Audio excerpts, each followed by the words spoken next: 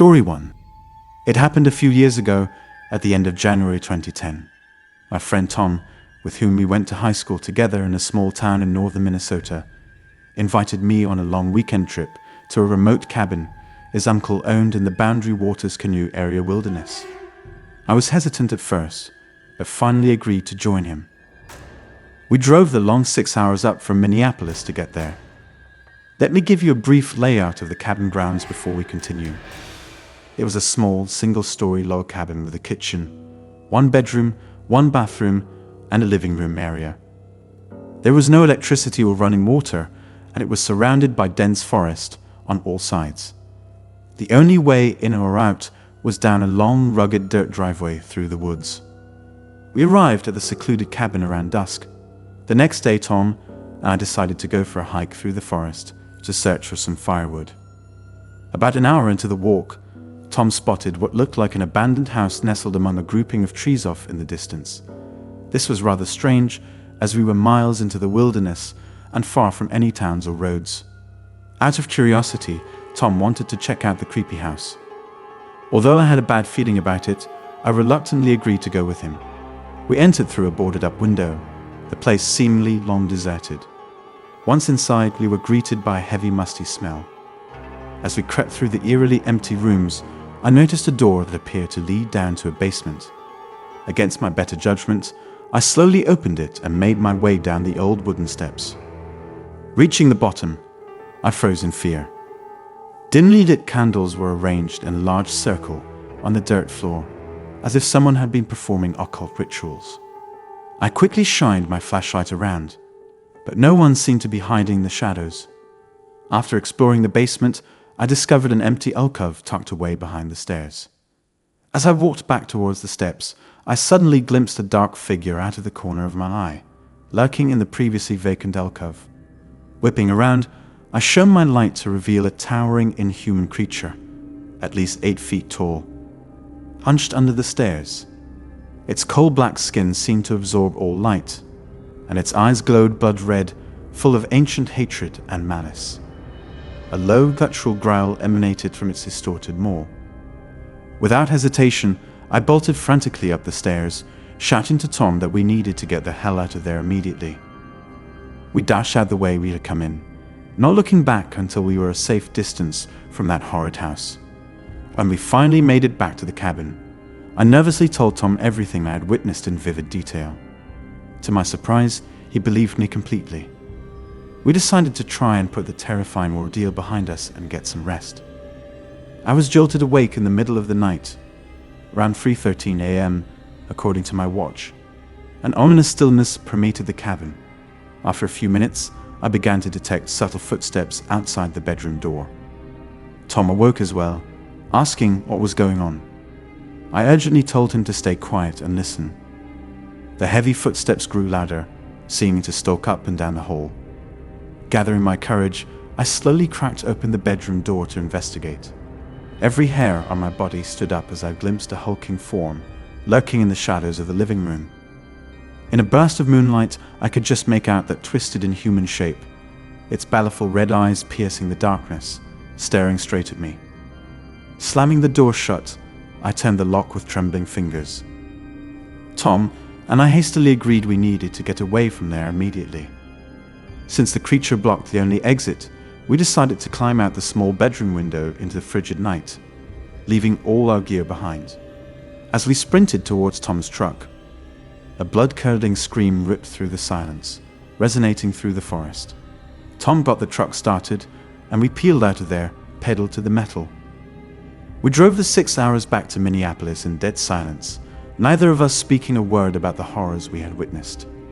It's been over 13 years now since that fateful trip, but Tom and I have remained close friends ever since. However, we've never returned to his uncle's cabin in the Boundary Waters, nor spoken of that evil entity we encountered. To this day, I'm unsure if it was some type of ancient forest demon, a vengeful spirit, or something else entirely, and I have no intention of ever finding out. Story 2. My name is Amanda, and I've had a lot of inexplicable experiences in my life. Some that even today, I can't wrap my head around. My first thought isn't necessarily that it's the paranormal, as I'm not sure if I believe in that kind of thing. I have an open mind, but I don't buy into things easily. Most things that happen I blame on my mind playing tricks on me, sleep deprivation, or simply the fact that it could be an undiagnosed mental illness. There is one moment though, or I suppose a few moments, that have been on my mind for some time now. One happened while I was in the shower. As water poured over my head, I heard my sister Jess yell my name. The second one was louder, as if something was wrong. I could have sworn I'd also heard my dog Max barking. Annoyed but concerned, I got out and cracked the door open, calling back to ask what she needed. But after waiting a few seconds, there was no response. I quickly dried off and put on my robe, then headed downstairs asking what was going on. However, I still got no response. My dog Max was fast asleep on his bed, and my sister was nowhere to be found. I looked out the window. Her car wasn't even in the driveway. This wasn't the first time my mind had decided to play these annoying tricks on me, so I didn't really think much of it honestly. I've had auditory hallucinations before, none to this degree, but maybe they were getting worse and I needed more sleep. That's my way of trying to reason with myself, and it worked the next couple times I heard Jess yell my name when she wasn't there. But then it happened a third time, and a fourth, my sister calling loudly and clearly for me. That's when I started to get worried. I thought I was genuinely going crazy. I decided to bring it up to Jess one night while we were watching TV. We talked about our mental health a lot since our parents didn't believe in therapy, so we became each other's safe haven. I explained everything that had been happening over the past month. Instead of giving advice like usual, she got really quiet for a second. Then she said she'd been experiencing the same thing. Except for her, it was our mom yelling her name, but mom was never home when she went to check. She said it had happened around 5 or 6 times, starting a month or 2 ago. But like me, she thought it was just her mind playing tricks. It seemed after that talk things stopped.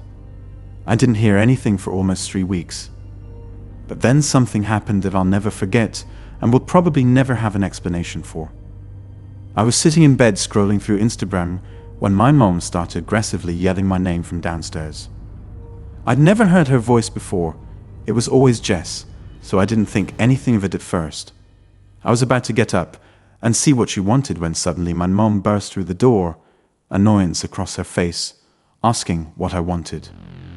I didn't know what to say. She asked again, more irritated. I just shook my head, trying to understand what was happening. She angrily sighed and said not to yell her name while she was cooking dinner, then walked out, leaving the door open. Still in shock, I got up to close it. But as I crossed the room, my heart dropped. I suddenly realized my mom was still at work. I sprinted to the window, and sure enough, her car wasn't there. I slammed the door shut and sat on my bed, crying as I called Jess. I was absolutely terrified and wanted to get out of the house, but was too afraid to go downstairs alone. Of course, Jess didn't pick up since she was working too, so I was stuck there alone. I ended up locking myself in the bathroom for hours until my mom finally got home from work. I hesitantly came out when she called for me again, and thankfully this time, it was really her. I told Jess everything that night, and she said nothing like that had ever happened to her before. To this day, I still have no answers as to what I was hearing and seeing. But honestly, I'm sharing this in hopes of moving on from it. I don't want to know the truth if it really was something paranormal. The not knowing is less scary to me than potentially having confirmation that ghosts or whatever exist. My sanity feels fragile enough as it is. For now, I'm choosing to believe it was all in my head rather than face something beyond my comprehension. Story 3. My name is John Davis, and I live in a small neighborhood home in the suburbs of Jacksonville, Florida. I had a roommate named Kevin who lived there with me for almost 3 years before he eventually moved out into his own place. At that point, I was able to afford rent myself, so I didn't bother finding a new roommate. However, during the weeks following Kevin's absence, I began to experience things that I could not explain. I have never believed in anything paranormal, but now I'm not so sure. I had to work late one night at the office and didn't get home until 8. I did my usual routine. Made dinner, sat down to watch some TV. As I sat on the couch, scrolling through movies, I heard the wooden floorboards creaking upstairs. This wasn't entirely uncommon due to the old age of the house. But it seemed to happen more often lately, and when it did, it always sounded like distinct footsteps, as if someone was walking around. It was definitely creepy, but I had learned to ignore it after living here for a while. However, on this night, the creaking continued for almost 30 minutes. I muted the TV and listened intently as the noises traveled slowly across the entire upstairs, moving from room to room. This definitely freaked me out more than usual, and I thought that there might actually be someone up there. I stood up and shouted loudly, hoping to scare any intruders out, or at least confirm it was just the house settling. But as soon as I shouted, the creaking stopped abruptly. I waited, listening intently for any other noises, but after a few minutes of silence, I decided to check upstairs myself. I went to the kitchen and grabbed a large knife, just in case. Then I slowly and quietly made my way up the stairs. I went room to room, checking every inch of the place, but found nothing out of the ordinary. Everything was exactly where it should be, and there were no signs of an intruder. I figured it must have just been an odd coincidence that the noises stopped right after I shouted. I made my way back downstairs, trying to forget about the strange occurrence. I ended up going to bed around midnight after watching a movie. As I laid there in bed, I realized how exhausted I was, but for some reason, I just couldn't fall asleep. After tossing and turning for a while, I got up to use the bathroom across the hall. The way my house is set up, my bedroom is on the right side of the upstairs hallway, and the bathroom is directly across from it on the left. I opened my bedroom door and stepped into the dark hallway. But just then, I heard faint whispering voices coming from the spare bedroom where Kevin used to stay.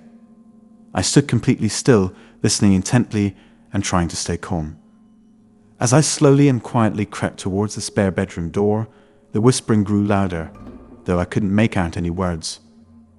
Pressing my ear against the door, it sounded like 2 or 3 hushed voices talking rapidly in a foreign language. As I stood there, paralyzed with fear, the voices got progressively louder, as if they were right on the other side of the door.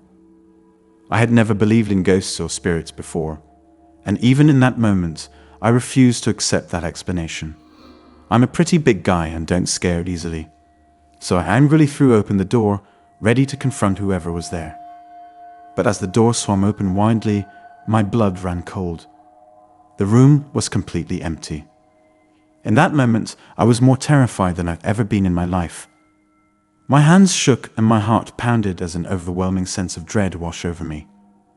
I turned and ran out of the house as fast as I could, not even bothering to shut the front door behind me. I jumped in my car and sat there staring blankly back at the house, trying to calm myself down. With my hands still trembling, I called Kevin. Given the late hour, I wasn't sure if he would even answer, but thankfully he did. My voice shook as I frantically told him what had just happened. Even over the phone, he could tell something had seriously spooked me, since he knew I wasn't one to get easily frightened. As I explained the events, he mentioned calmly that he had experienced and heard strange things in that house before as well. Somehow this didn't make me feel any better. What happened that night was an experience I'll never forget. It completely changed my perspective on the paranormal. I no longer scoff at ghost stories and horror films. I don't know what exactly was in that dark hallway and spare bedroom, but it has shaken me to my core and made me question everything I thought I knew about the world. It's been over a month now since that horrifying night. I've since moved into the downstairs living room, too afraid to sleep in my upstairs bedroom. But even down here, I'm not completely safe. I wake up some nights hearing those slow, creaking footsteps moving above me on the second floor. Needless to say, I'll be moving out of here as soon as I can find a new place.